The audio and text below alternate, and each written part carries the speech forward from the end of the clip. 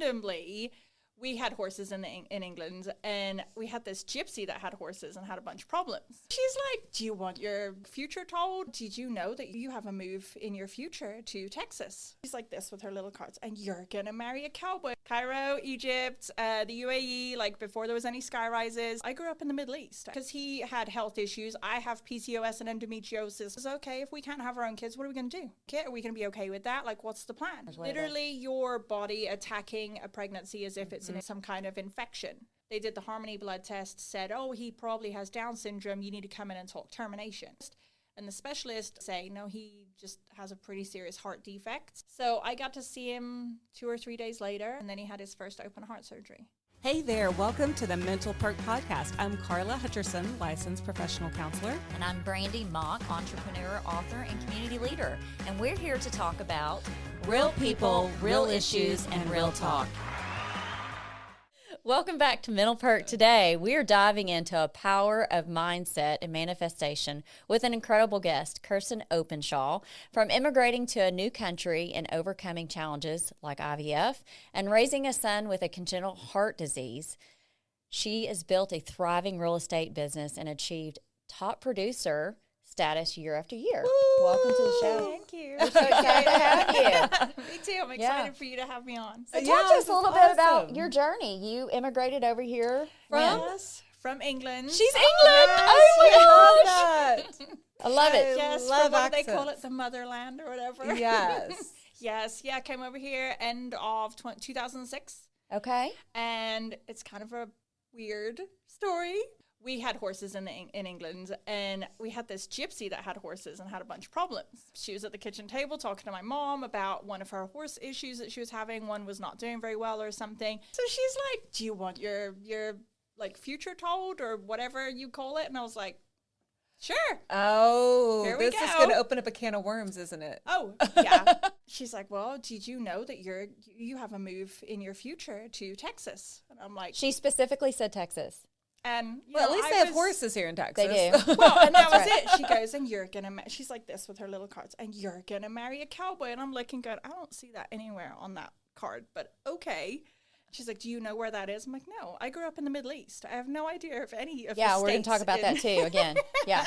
So my geography was You've been everywhere. Yeah, I've been everywhere. Cairo, Egypt, I see. Cairo, Egypt, the UAE, like before there was any sky rises, Dubai, before there was anything there. Okay, my you were in Dubai gosh. before it was Dubai. Yes, Oh my before gosh. it was this version. Yeah. So were you in a military family or what was that? No, a lot of people ask me that. Yeah. No, my dad worked for a company called Schindler. So they did elevators and escalators. Okay. We call them lifts. So it Which was lifts they and need if they're going to build high rises. Exactly. There you go. Yeah, he negotiated all the contracts with them for before they were like ready to start building to have their elevators and escalators in them. Then it would start getting built and we'd go on to the next place. Oh, wow. So So- you kind of were like a military family then. You Kinda. kind of traveled around, but Hopped around. how cool is that? Very, yeah, it was really cool. I mean, when I first went abroad to the Middle East, I think I was a couple of weeks old. Oh, my gosh. And we went to Baghdad in Iraq. And I always tell Wow. everybody I can sleep through anything because my mom told me that it was when the U.S. was bombing Iraq the first time. And she came in after some local explosions, like down the road. And my nursery windows were all blown in. And I was asleep in the crib, glass all in the crib. I was just passed out, like didn't hear a thing. Oh my gosh. I mean, I can sleep. Ask my husband when the kids are crying at I was night. gonna And say, I'm like, you're done. You got yeah, it. I'm sleeping now. I don't know about the rest of you. I am sleeping. Oh, my gosh. That's Don't awesome. mess with her Yeah, sleep. yeah. I've been bombed in Baghdad. Don't Yeah, mess like, with me. If mama ain't happy, nobody's That's right. happy. That's right. She is the motto in our house. So yeah, just all over. And it all just started because she's like, yeah, I see this. And then she goes, and it's not going to work out. I'm like, cool. So I go there. I marry a cowboy. It goes, tits up. Doesn't work out. Goes tits And up. I'm like, okay. I could literally talk to her all day. Oh, my gosh. I swear. I found out, I'm going to have all this cool stuff and it's not going to work. Yeah. And she goes, but it'll work out in the end. And I'm in the workout bit right now. Okay, you This is are. good. I came back here. I applied for my advanced parole because I was a green card holder. So you have Parole. to- It sounds like you're in jail. I know. So I had to apply for advanced parole to be allowed out of the country for a year. Okay. So I applied for that. My attorney said that I could leave while it was in application. And then I came back from my divorce and got my advanced parole where I was allowed to be gone. And I went back to England for the year. And we started dating. Okay. And then I hated it because it was just rain all the time. It was, I mean, of course, I loved it because I got to be over there and see everybody. And we started our relationship. And it was amazing. But I was like, I can't live here. I can't have what I want here. And Clive and I's relationship really started on communication being forefront. You know, I had jumped into the relationship. I didn't tell you what he said to me at the bar after he said, "You're the Egyptian girl." What'd you say? He says, "What have you been up to?" What have you been up to? And I was like, "Oh, I've been getting a divorce." And he goes, "Have you?" I said, "What have you been up to?" And he goes, "I'm getting a divorce too." I was like, "Well, dude, it's a sign." It's a sign. That was the foundation. I'm saying there has to be a tarot card for this. I guarantee there's got to be this whole crazy mosh of a picture. Yeah. So we had this conversation, and we were like, we don't want to do that again. So we got to live and learn. So we were huge on communication right from the get-go. And so that was always our thing. We knew exactly, we knew our death plans. We knew if we wanted to be cremated or buried in the first 2 weeks that we were dating. Wow. We talked about money. We talked about everything. Yeah. You know, we're kids. What happens if we can't have kids? Yeah. Because he had health issues. I have PCOS and endometriosis. My body's just like, bleh. So we had all these conversations as, okay, if we can't have our own kids, what are we going to do? Are we going to make it? Are we going to be okay with that? What's the plan? Yeah, well, and the next step would be surrogacy. Then it would be adoption. Do we want to adopt from the UK? Do we want to adopt from America? Y'all went into it. They went all out. Wow. How long did it take you to put the cowboy hat on him? When he came over to help me show up for my court date for my divorce, he wore a cowboy hat. I'm going to my divorce with my new boyfriend. And he's wearing a cowboy. It was so bad. My attorney goes, "That tall drink of handsome cannot come in the courtroom." And I was like, okay. He's my bodyguard, though. I was like, I'll tell him to sit in the car. Put baby in the corner. Put baby in the corner. I want to break out the dance right now. Clive would be like, "I'm not doing it with my back." Yeah, it was an interesting start. Living here in Texas. And so you've been here in Texas for how long? Oh gosh, math is not my lane. 2006, and then we're in 2025, so 19 years. Yeah. Wow. Yeah. And Clive's with you? Yes. Yeah, I still kept him. You kept Clive. He's still. He got his green card in 2016. Wow. So we did long distance where he would come over for a couple months, and take a break from work. I would go over there for a couple months, but we were only allowed, I think it was 90 days on our visas. Okay. So we were kind of limited on how long we could actually physically spend together. So he'd come over for a month and then go back for a couple months, come over again for a month. And again, the communication thing came in because we were on Skype and FaceTime. And Well, that's the beauty of Skype. I mean, it just gave us all our hurdles up front. For sure. But we just had to decide, how are we going to handle this? Yeah. well, if you could handle that, you handle anything. Pretty much. Yeah. Pretty much. We did 2 IVFs in England because over there they're on the NHS. And so I had been paying into my NHS and kept my address and everything there and all that good stuff. So I went over and he and I together, we applied. They said we were eligible. We did 2 cycles there and they didn't work. And so we talked about it. I was like, what happens if this does work? And then you're living in the UK and I'm over there. And he's like, we just have to hope that immigration hurries up. Yeah. There's nothing else we can do. And because I still had my green card and wasn't a citizen yet. I was wondering. And then I got turned down for my citizenship because they said my trip was 1 day too long. Oh, you're kidding me. Yeah. Did you have to start all over again? Mm-hmm. So how long's that process, though? It was forever. I mean, just getting my green card took almost 5 years because my ex-husband had never filed taxes and all that fun stuff to be an adulting person of society. And so that took us forever to earn the money to pay and get it caught up and all that stuff. Of course. And so, then I got turned down and my attorney was there and she had this big table calendar. She was like, "No, you're counting it wrong." I was it was her first day. I was her first interview for citizenship that day, and she wasn't going to let it go. I landed in Boston one night. My flight got delayed, connecting because it was storming. And she goes, "No, that's not a U.S. day. You didn't get to DFW until 1 a.m. So it was an hour." Oh, And my I said, "But Boston's goodness. in the U.S." She goes, "We didn't leave the airport." I said, "That doesn't matter. If you look at the criteria, if I am in a U.S. airport that day, it's classed as me being on U.S. soil. I'm in Boston." And this is a lady in Dallas that did this to you. Shame on you. She wouldn't give, and my attorney was like, you just gotta take it. You gotta go, yeah. You can't say anything. You can't fight it. You just gotta take it. Okay, that's ridiculous. Though. Oh my god! I mean, so I got 2 years of probationary advance parole, where I had to wait 2 more years before I could apply again. So those dates weren't on the 2 years of travel history that they look at. So I just didn't travel for 2 years. I was like, I'm not even gonna give them an opportunity to count dates. So I had to stay still for 2 years and not travel. So how did that affect you emotionally? It was hard. It was really hard because that was like our door was shut for him to be able to come over. Exactly. And what's crazy is when I finally got my citizenship, he got his almost exactly a year later. I had been here since 2006, and he started his in like 2012-ish, and he got his almost the same time as me, basically. That's crazy. Oh, my goodness. Yeah, I guess we just, when you're a citizen, you don't really think about this whole process. But then I know it's a little off subject, but I got to ask you, with all this immigration stuff that's going on right now, how frustrating is it for you to go, I have waited this whole process patiently, I've done all these things, and to see someone just cross over? Yeah. Very it's crazy. frustrating. It is. I mean, I can understand it in certain respects. Sure. Their life is totally different to where I was coming from. I was leaving the rain. Yeah. They're leaving things that are a total different world to what I've ever experienced. Mm-hmm. However, it is frustrating just because they make it so hard. I don't think that people have never been through it understand how difficult it is and how much of your life is just totally in the hands of someone that has no idea of anything about you. Wow. And they don't take it into consideration all those aspects of you. It's black and white, numbers, whatever it is. They don't think about the human aspect of it. No. And it's, people say social media is, you have to give so much of yourself on social media and be an open book. And then a lot of people don't love that and they struggle with that. Immigration is so much worse than that.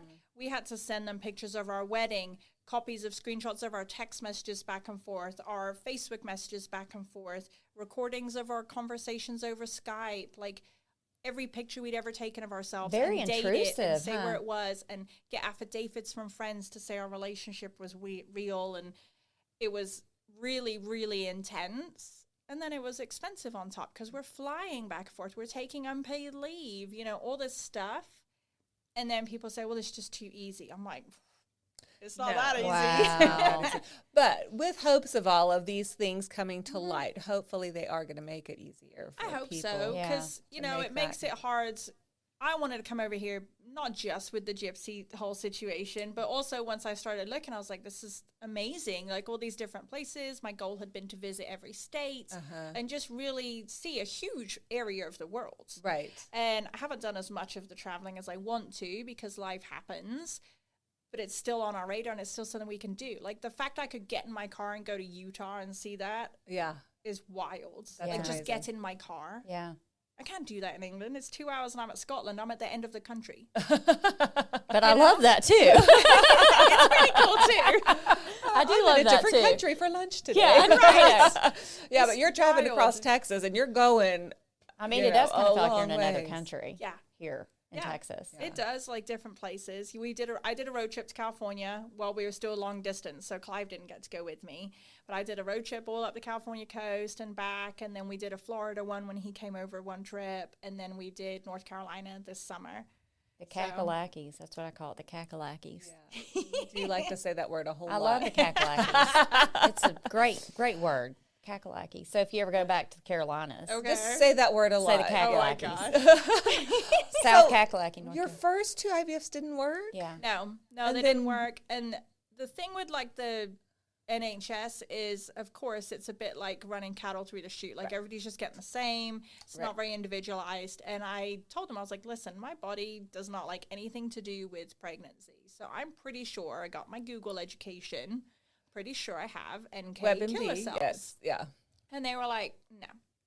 I'm like, no, I've spent a lot of evenings down rabbit holes researching and reading studies. Like, I'm pretty sure it's what I have. What is that though? Tell the listeners what it is. Literally your body attacking a pregnancy as if it's like a flu or some kind of infection. Okay. It doesn't recognize that the pregnancy is part of you. Okay. And so the first IVF we did, I'm pretty sure it was working, but I didn't have the treatment, which I can't remember. I think it was something ridiculously simple, the treatment of it, but I didn't have that, so it attacked it. So the day before we were going in to have our testing, I had like a super, super early miscarriage that they didn't really count because I didn't have a pregnancy test to say it was there before. But it was very evidently physically something. Yeah. And I was like, I'm sure if you had just listened right now, we'd have had a kid that was, I don't know, that was probably 4 years prior. So like a 10-year-old. Wow. You know? Then we came here. He got his citizenship or his green card at that time. We saw a doctor over in Dallas or here in Dallas. And he was amazing. He's since Dr. Putman, he's since passed away right after my second kiddo was born. And I'm so sad because we didn't get to go in and take pictures and show him Quinny and stuff like that. But he was amazing. The first appointment, I was obviously I was in there like I had my stack of stuff I had written down that I wanted him to talk about. And he goes, what concerns do you have? And I said, first thing, I have natural killer cells. I know I do, and I'm not going to argue with you if you don't think I have. We're leaving. He goes, no, I agree with you 100%. I was like, oh, okay, we're good. And that was it. He set me up on the regime. It was like some kind of IV med that I did every week once I was pregnant to kind of get me through the hump where your body can attack it and miscarry. Yeah. And then there was Lincoln. We were good, and it worked. Wonderful. So Lincoln is an awesome name, by the way. Lincoln George. And so Lincoln George. Oh, I love that. So is Lincoln the one that has the heart? Okay, so we found out really early in the pregnancy that he had something going on, and they did the harmony test. They saw a spot on his heart, and of course, he was so tiny, and we were just a regular OB that they couldn't really see anything, but they knew something was up. They did the harmony blood test, said, "Oh, he probably has Down syndrome. You need to come in and talk termination." And I was like, "You guys, no." No, this is not. We worked too hard for this baby. Yeah. We're going to find out for sure first, and then we're going to make an educated decision when we have all the facts. Right. And so, I go up and I get Clive. We go to the appointment, find out more. They forward us to like a specialist, and the specialist obviously has better equipment and all the good things. And they say, no, he just has a pretty serious heart defect. We're going to send you to another specialist so they can explain it. So we spent a couple of weeks knowing something was up, but we didn't know what. And at that point, we were about 14 or 15 weeks along. So we were like celebrating being out of the first trimester, but we still didn't know what was happening. Wow. I'm thinking, gosh, you worked so hard to have this baby. Yeah. It made it very much where we couldn't celebrate it because we just didn't know what the outcome was going to be. So we went and we saw Dr. K.O., which is my initials, K-A-O, and that was her name. I was like, another sign. It just kind of makes you wonder, like all these things aligning. Little things just kind of fit together. And she was just like me, and she was very abrupt. There's two of you out there. Right? And I was like, oh, no, world. Be ready. And she was like, here's the thing. He has half a heart. Can he be born with it and live with it? Yes. Is it going to be hard? Yes. Will he have a quality life? Probably. And, of course, Clive's asking, like, well, he plays soccer and football and all these things. All the manly things. Yeah, and she's like, I don't know. We don't know. We have no idea. There's all these opportunities of complications and issues.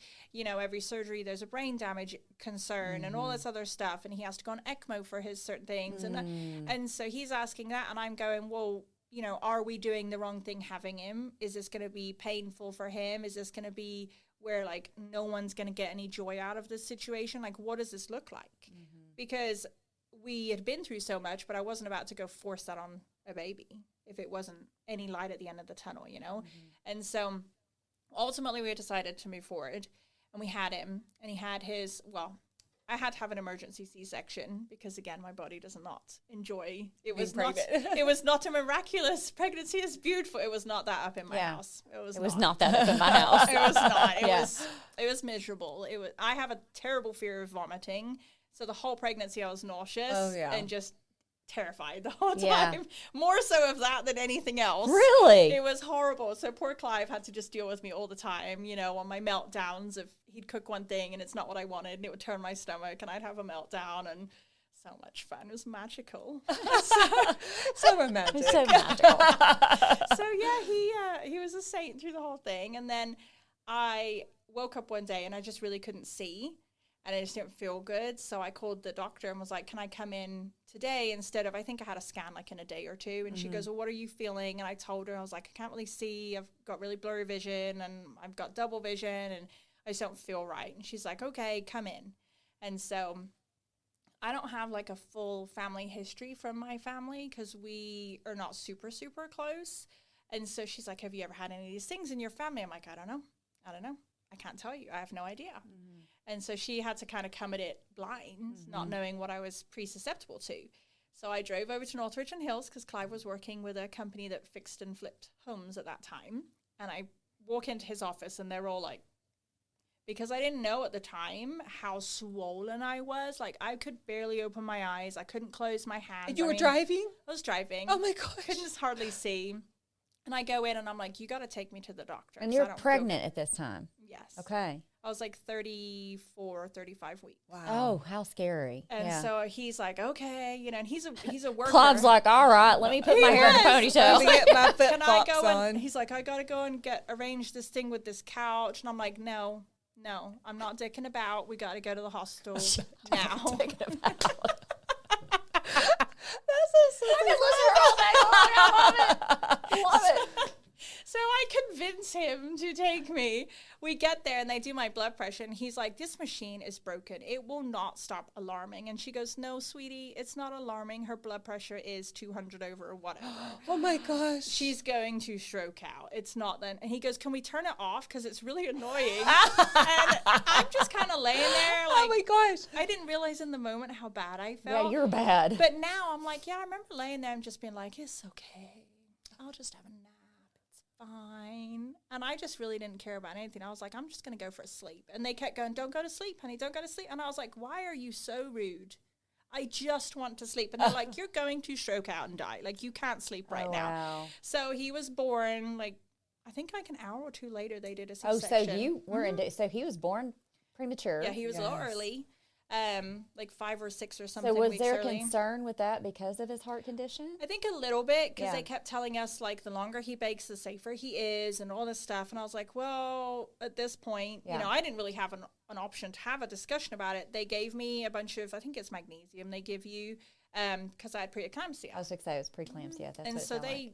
I remember them talking a little bit, but not a lot. But it wasn't an option not to. Yeah. You Have would have him right died. there and then. And the Yeah. day you could have died. So I got to see him 2 or 3 days later when like everything had calmed down for me and I was like safe to go out of my room. Wow. And then he had surgery on day 5. So I got to see him for 2 days and then he had his first open heart surgery.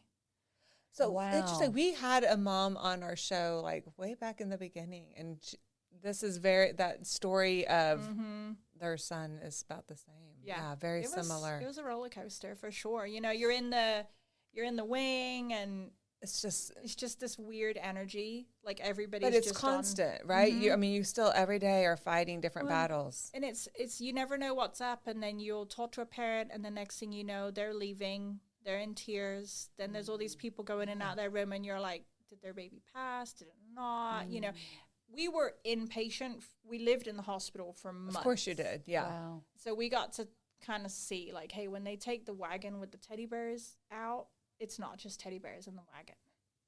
You know what I mean? And so, like, you're always going, well, who's next? Is it us? Like, who's next? You just don't know. And so it was a weird couple months where you're just, like, in the zone, but you're just running on adrenaline. I mean, I was going to say, you probably didn't have any time to process anything that was going on. You were just surviving. No. So, and how old is Lincoln now? So he's about to be 7 next month. Oh my Lincoln, goodness. you about little to be fighter, 7. Lincoln. I know. He's Yes. probably a little fireball. He is a firecracker. He is such a, they call him a heart warrior for a reason. Yeah, Like, there is 100%. nothing. He won't take no for an answer. And we've always been really focused on, like, he had no control for years. You know, when we finally got to bring him home at around 6 weeks old, Okay. he was home for almost 2 weeks. And then we took him back in for a routine cath, and he coded the next morning. Oh, my gosh. Then they kept us inpatient till he was almost 6 months. And then after Oh, my that, gosh. we had follow-ups, we had checks, and we had all this stuff because it was so crazy and such a roller coaster with all the complications and the issues. Like, I don't know how many collapsed lungs he had. I don't know how many, issues we had. There was so much. They give you the courage beads. We have bags and bags and bags of these courage beads that now I have to figure out. What are you going to do with them? What we You gonna- got well, to do something with You'll them. make have to something do fun with them, a something. blanket Yes. or I don't know what, but Something. something. So I'm like, it was so wild, and he had no control. We had no control Yeah. either, but like he had no control the first couple of years of his life. So we've always been focused, and still are now, on we got to really work on his mental attitudes and his mental strength, because all the studies, like when we found out about his heart condition, I researched.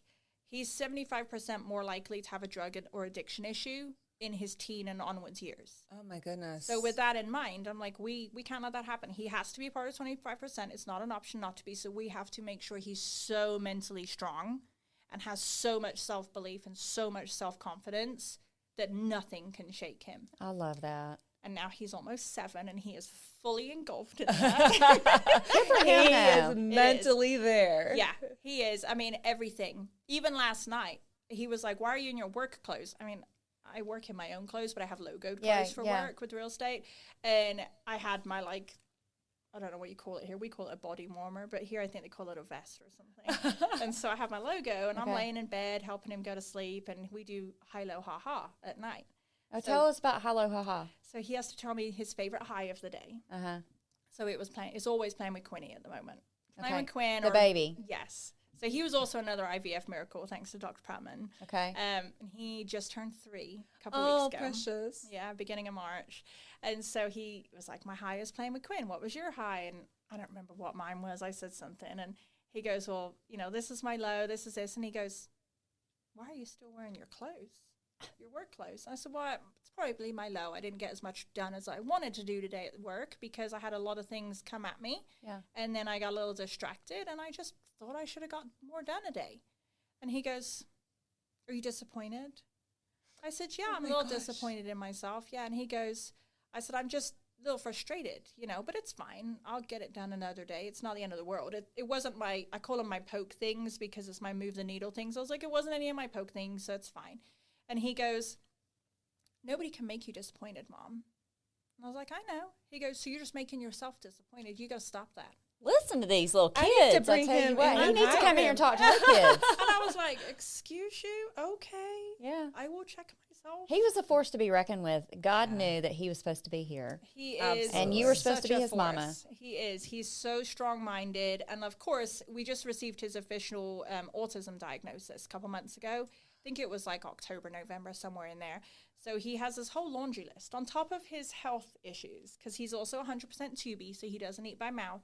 So this is a constant thing it's all mental now. It used to be physical. Now it's all mental. All the physical things have been resolved. Okay. So now we're in this mental battle where he doesn't have the self-belief that he can do this. And so we're working through teaching him, like, you can do this. It is okay. It's safe for you to eat.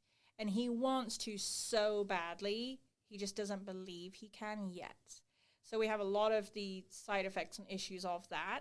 But then on the flip side, he's got generalized anxiety disorder. He's got ADHD. He's got all this stuff, and then autism. So he's got this, you know, when they pull out the thing of business cards, this is what we do with We him. call it I call it the Walgreens receipt. Yes. I'm going to call this medical trauma because a lot of those things wouldn't be here without the medical trauma. Yeah. So much of it is connected to the medications he was on, like so many narcotics. Like the amount of times we had to watch him go through withdrawals was insane.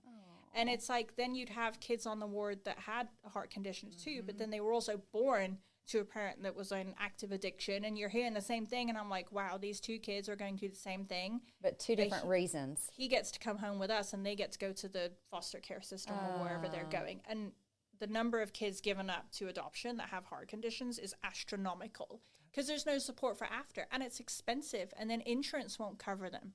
And it's a long list of continued problems. There's more surgeries in his future. I didn't even think about that, though. I didn't even think about the children that are being left behind because parents, I can't imagine. They're just in the hospital room by themselves. They're going to surgery by themselves. They're coming out by themselves. They're just sitting there in withdrawal by themselves. It's horrible. It's horrible. And you're not allowed to go in those rooms because it's not your kid. Well, they're also, too, though, don't they have to worry about infections and highly susceptible, so it's very contained? Oh, yeah. There was parents coming in and out that would have flu, and then they were like, no, you can't be in the wings, you can't see your kid. And they're like, but I'm sick because my immune system's down because I'm exhausted, but I still want to see my kid. And you're just seeing all these different avenues of things that are affecting people in different ways and how people are responding to them. You know, again, Clive and I with communication, we were really focused on, we got to be a team with this, so if I need to tap out, you're it. You know, like we never left Lincoln on his own ever in the hospital. So we literally just had a guest on our show. that has a daughter that was born with an illness. And exactly what you just said is exactly what she said with her husband. You don't We leave have them to be alone. a team. You have to be a And team. we have to, whenever I'm exhausted, I need you to step in, vice versa. And it still happens now. Like even last night, like Lincoln. It'll never end for you, No, probably. No. It It won't. won't. Lincoln won't let Clive take him to bed because at night he has to unwind in such a certain way and he has to unpack his thoughts in such a certain way. Clive wants to go in there and play with him and be fun, and that's totally fine. Lincoln needs so much of that because he does get way up in his thoughts in his head, and it can be a really dark place for him, which I can totally see where that 75% statistic comes from. Yeah. Because he'll regularly wake up at 2, 3 o'clock in the morning and go, I think I was going to die. Oh. I'm like, babe, you're 7. 6. Why are you worrying about 6? Yeah, he's almost 7. So close. But like I'm like, you're waking up as a 5. This started when he was like 3, 4 years old. As soon as he could verbalize what he was having dreams about and scared about, he would tell me, like, I think I'm going to die. He fell over on the trowel one day and busted his lip, like the tiniest little split. Of course, it's their lip, and he's on blood thinners, so it was this whole scene. Yeah. I'm on my own because I was going to be brave and take both of them out by myself. And the dogs. I had the dog. It was awful. Girl, you bit off way more than you could chew. Oh, my gosh. Oh, my gosh. Never did it again. Yeah, I bet you didn't. When I see parents and they're out with, like, multiple kids and dogs, I'm like, how? How much Xanax are you on right now? Because I need to take a little bit of this. I just don't understand it either. I'm just like, it's a lot. Yeah. It's a So lot. I had the wagon. I bought the wagon fold because I'm always all in on all the stuff. So I was like, oh, yeah, wagon fold's like amazing. That thing is so heavy. It's miserable. Yeah. I had to fight to get it out the car. I had to fight to get it in the car. He's bleeding. The dogs are winding themselves up in their leashes. Quinn's crying because he needs a diaper change. I was like, this is horrible. Quality time with the kids. Yeah, it's not quality, is it? It was not. Oh my gosh. Yeah, he's screaming because he's blood, and of course he touched it and then completely went off the deep wells. lost it. He's like, I'm dying right now. Oh, And like, there's God, love houses on it. the trail. There's houses on. She's not worried about the kid dying. Please. I'm like, you're far from bleeding out. Like, chill out. And I'm trying to like cover him up and like, you know, put pressure, and Quinn's crying and the dogs are doing their thing and they're wrapped around the wagon wheels and people are jogging and on their She's just bikes. worried about disturbance And I'm noise. like, I'm going to get arrested for I'm disturbance gonna or get to child my abuse. car. Yeah. There was going to be cops waiting for Yeah. me. We Yeah. had a call saying, you're murdering a little kid on the trail. I'm like, no, he's fine. And you're not even from America. Right? Deport her right now. And I'm like, you fell face first because you did what I was told you not to do. And I'm sat there going, can we have a life lesson in this? And he's like, no, No, I'm at 100. Not right now. No, I'm at Later, 100. Later. Okay, so fast forward. We've gone through, I mean, so much struggle, but you're a powerhouse too, though. You're a independent powerhouse professional woman, a real estate Motivational agent. speaker, right? Motivational speaker. Yeah. And I know maybe you don't, but you've got a podcast you're about to drop. Yes, we're getting ready to drop it. I am working through my limiting beliefs of procrastination. Don't procrastinate. So I'm getting through Oh that. my God. I can't Well, wait you to know. listen. I can't either. And Mental Perk would love to be a guest. Yeah, we'll be a guest on your show. Listen, we're on. It's totally a date. Oh my gosh. This is what gives me energy, right? Like, life can suck. Things will hit. It's always 100%. going to. cannot- I didn't realize until I really started sharing my story that the way we handle things is not the way everybody else gets to. I had that idea about that. I had this feeling about it, but I never had really dug into it and focused on it because I was busy failing forward. I was busy with the business. I was busy with the kids, you know. And we have a house that we totally remodeled. It's almost done. So close. Ooh, can't wait to That see was pictures. a whole challenge all by itself. Because when Clive got his green card in 2016, I had the wonderful idea to sell the house. Because I also had the wonderful idea of him selling his house in England. Because I was like, if we do it, it will make immigration go faster. That didn't quite work how we thought. It was a great idea, though. It was a great idea. The thought was there. The feeling was there. It still 5 years took later, he's 4 or still in a 5 years. hostel. He's like sleeping in his mom's guest room going, okay, really? And his mom is awesome, so he was fine. He came over here and was supremely unspoiled because Yeah. I'm like, make your lunch now. I don't even make my own lunch. Do your laundry? No. No, like, separate whites from colors. I'm so sorry about your bad luck. This is a one and done situation here. I don't know about that. You could wear a pink shirt. It's She's okay. so mean. I've done that. Oh, yeah. I'm like, no. Do you cook? No. And me either. I never, this is going to sound so rotten, and I'm already thinking I do sort the whites. I sort the whites. Oh my gosh. I don't need this. Too much work. I literally never touched raw meat until I was 31. I don't touch it either now, still. I think it's gross, yeah. Clive was mortified. He's like on Skype trying to teach me how to cook chicken and not die of salmonella or whatever it is. I was like, this is miserable. I'm just going to go to Chick-fil-A. Yeah. This is just pointless. Chick-fil-A. Thank goodness for Chick-fil-A. Yeah. Thank goodness for Chick-fil-A. You know, he came over. I sold the house, which he had helped buy because he sold his house in England. So he's all excited about getting to live in his house instead of his mom's guest room. That's not how this is going to go. So I sell the house and I tell him, like, let's just put it on the market. It's going to take like a year to sell. This is before I was a realtor. Well, the realtors told me it was going to take 6 months to a year to sell. What year was this? 2016. Okay.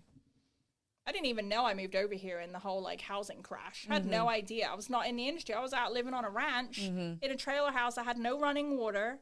I mean, it was a whole thing where I decided to land to live here. It was ridiculous. My God, she did take a bite out of that. We didn't have any heating in that single wide trailer. The doors froze shut where we had to body slam them open, and they gave me an axe to go chop wood. I've never chopped wood in my life. You're from England, though, surely. I was like, where do you think I'm from? So my ex-husband was like, they gave you an axe? I'm like, yeah, I don't know what to do. Like, do I just take a whole tree down? Yeah. Which tree do I take down? Which tree? Like, how do I pick? Is this a murder scene or? Right. I mean, we were literally on a 7,000 acre ranch in the middle of nowhere when I moved over. So he comes over and I'm like, let's sell the house. It'll take ages. Sold in 28 days. So funny. And then we were homeless. So he just moved over here and I made us homeless. Poor guy. And he's like, what is wrong Okay, with well, you? now have extended stay motels. But now this explains Clive's personality because he's the cool cucumber. He goes with the flow. Because I'm like, you keep him on his toes. He's like, you need to calm down. You like just make a decision. You don't even think about it. Yeah. So I went on a trail ride, which again, I don't drink, but there was alcohol involved when I had this wonderful idea of sell the house. And this lady that I had just met, like maybe 2 hours before, she goes, well, if it sells and you have nowhere to live, just stay at my house. We got a camper. So that's where we moved into. We are in the camper. We're back to the camper. Back to a camper again. This time it was a legitimate toy hauler camper. Okay. So it was literally like a bed and like this much store space. 3 dogs, 4 cats, and 4 horses. Yeah, not my best and smoothest idea, but it all worked out in the end. It worked out. Yeah, it was crazy. I mean, we couldn't have done it without her helping us. And then another friend housed the horses. And it was, we figured it all out. And then I find our house. I'm like, this house, I've looked at this house from the road for years and always been drawn to it. Yeah. And he goes, why? Because it's an absolute dump. And I'm like, maybe a little bit. So we go in. And of course, I'm not licensed yet. I had just bought my real estate courses.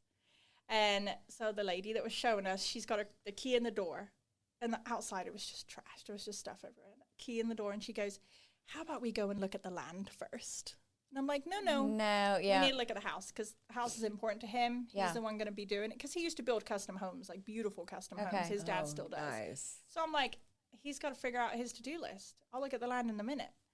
And so she starts unlocking it and she goes, are you sure you don't want to go look at the land first? You're like, I'm sure. No, open the door. She's thinking it's a complete demo. Yeah. She's like, I'm like, just open the door. And she's like, let's do anything except open the door. And I'm like, we're having a hoarding home? Yes. No. Legitimate TV quality hoarding situation. No. Cockroaches. Those are water roaches, yeah.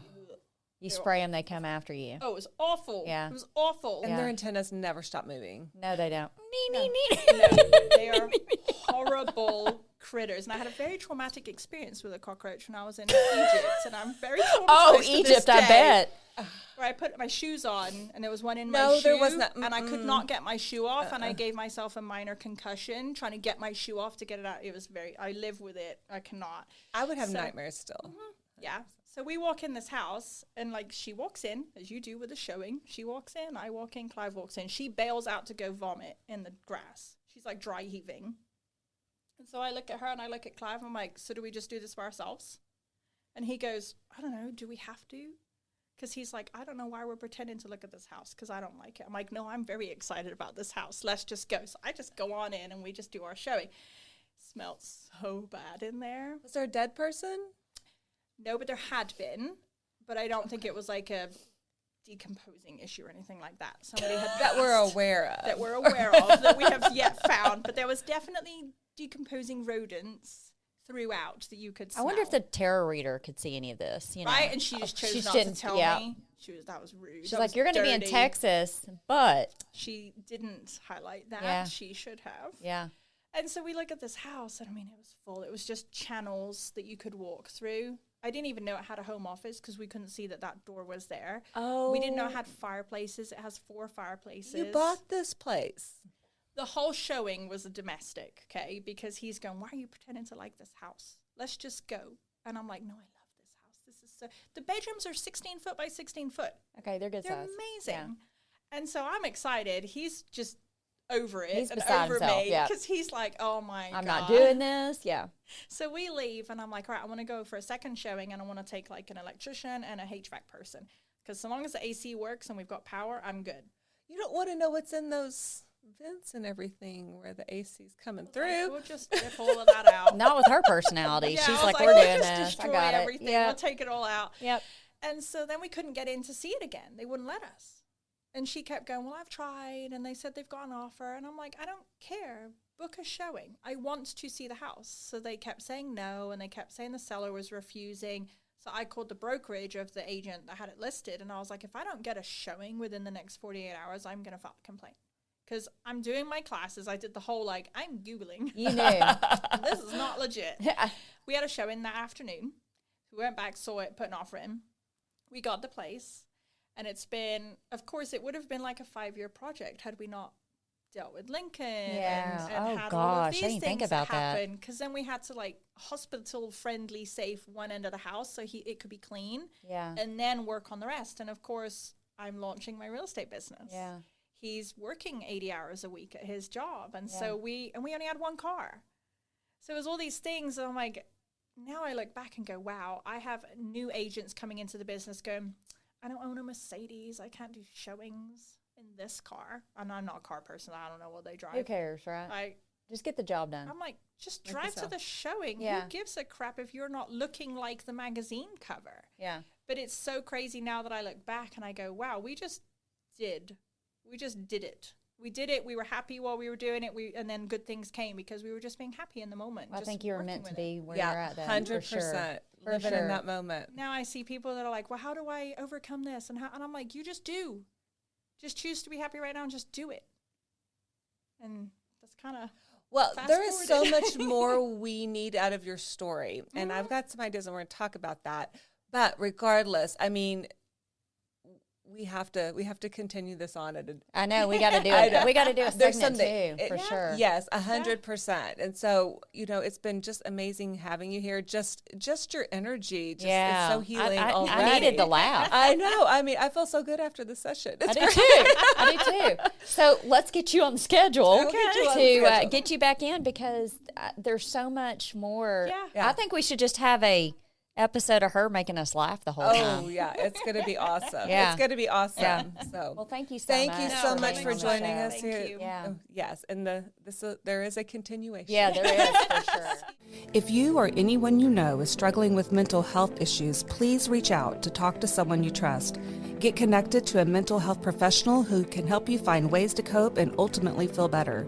If you are having suicidal or self-harm thoughts or thoughts of hurting another person, please go to the nearest ER, call 911, or contact the National Suicide Hotline at 988. Thank you for tuning in to Mental Perk. We hope our talk today highlighted real people working through real issues based on mental health. Our goal at Mental Perk is to make sure every one of you knows you're worthy. We're in this together.